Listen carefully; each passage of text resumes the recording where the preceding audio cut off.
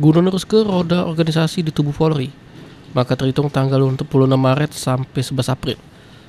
Polri buka penerimaan buat calon polisi dari jalur Tamtama, Bintara, sama Perwira yaitu Akpol lewat online.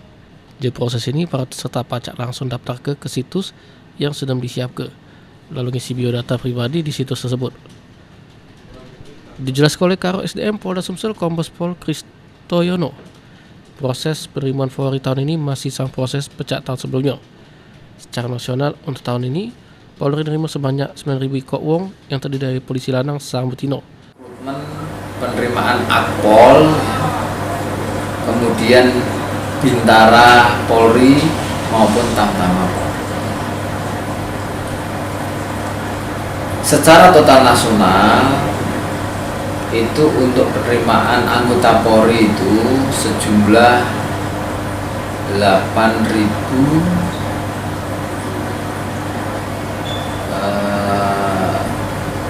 900-an atau 9.000 ya, sekitar 9.000 orang.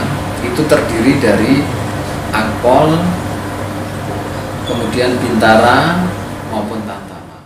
Bagi para calon peserta yang nak melok tes penerimaan Polri, Karo SDM Polda Sumsel Kombes Pol Kristoyono menghimbau supaya tidak tergoda dengan siapapun wong yang ngaku pacak ngelulus kerja di polisi.